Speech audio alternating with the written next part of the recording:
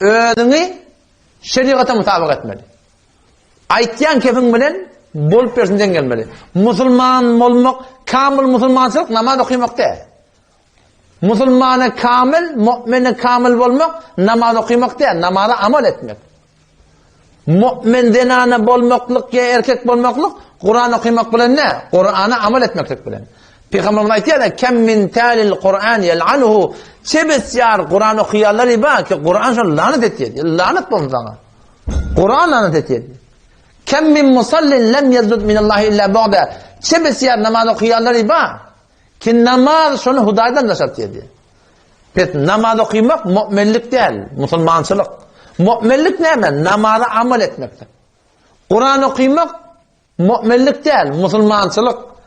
Emma mu'minlik näme? Mu'min diýerler şu Kur'ana amal etýär. Mu'min bilen musulmanyň näme farky bar?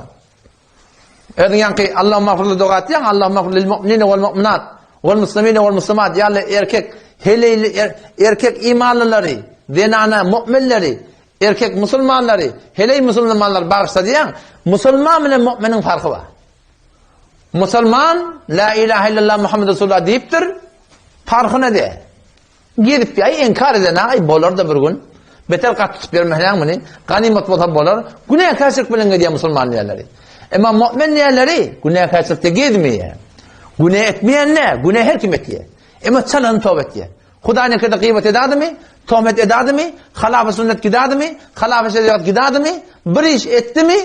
Näme etýär? Şol imany şonu tövbesi aram goýanak. Peygamber aýdypdyr da, mu'miniň halaty näzire günah edenne diýipdir, debene dagy kılıp gedenýärlik. Munafyk bilen nisbet näzire günah edenne indi buruna tiňek goýanýar, hak goýanýar. Hyýal edesin. Gorkmaly biz şolardan bolamaýy. Peygamber sefere gitdik diýe. Ozam men bir däne şalym vardy diýe. Şaly gerden, şalym vardy diýe. Biziň şalymyzdan ne? Bu şalym vardy diýe, zaferan bilen men boýaly. Zaferanna tam sarda, erki adama tam sarı yemek doğurda, erki adama çym gıdıl yemek doğurda. Gıdıl hattar basa doğru, ama sarıyını yemekde, gıdıl hanız yemekde genelleri doğru.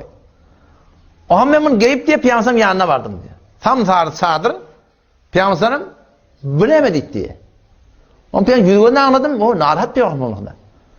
Sarı yemden narahat, bundan Allah narahat değil olmadı, Resulullah narahat oldu. Deri öğrendim deydim.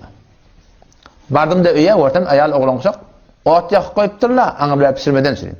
Şu berden barşyma çadyra dolap, oklap goýdy oglanşak. Erti bir wagt Peygamber seferde ýerinden ýetipdir. Assalamu aleykum ya Resulullah, Peygamber muny gördü. Çadyr ýok, çadyr näme etdiň diýdi. Onu ýa-da okudum şeýle diýdi. O da okudum. O sen helelere ne bermedin? Helelen geýen aýby ýok ki, o dip sahabalar şinjire Peygamber aýtdy, Allah aýtdy. Şol Peygamber özüne aýdana. وَمَا يَنْتِقُ عَنِ الْحَوَى Peygamber ne aytsa? İn huve illa vahye yuha. Peygamber ne aydıptır? Allah aydıptır. Allah'ın aydanı gelip Peygamber aydıptır musulman doğan.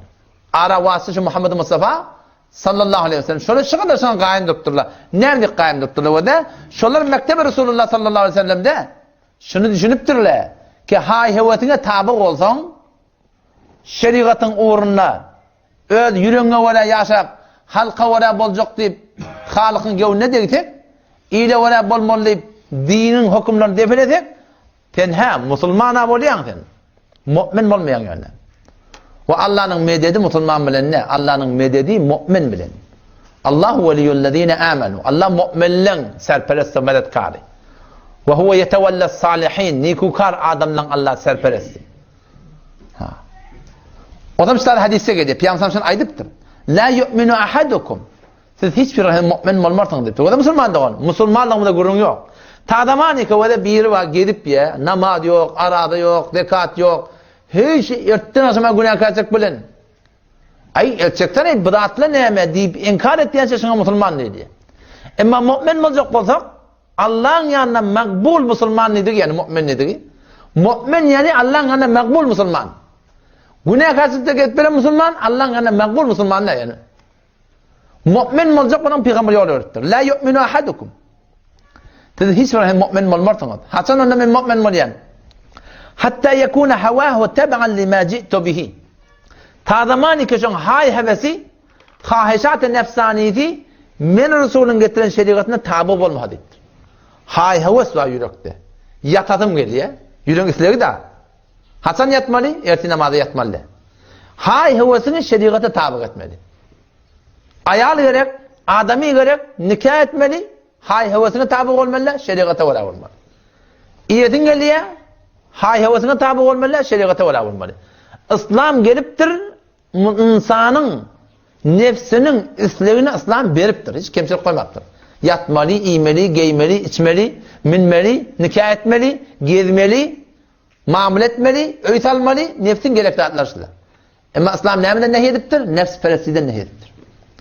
Nefs peresti etmeliler. La yu'minu ahadukum. Siz mümin bolmursunuz hiçbiriniz. Hatta yekuna havahu teban lima ji'tu bi. Ta zamanı ki hahaşat-ı nefsanifi benim getiren şeriatıma tabi olma diye Müslüman doğan. O zaman şu taydan bir ne etmeli? Her bir edecek işimizde Allah Resulü'nün ayda ne olmalı? Hay hevesine tabi olmalılar. Hay hevese tabi olup yaşadık. Biz öz derecemizde özümüz itekasına adam Müslüman doğan.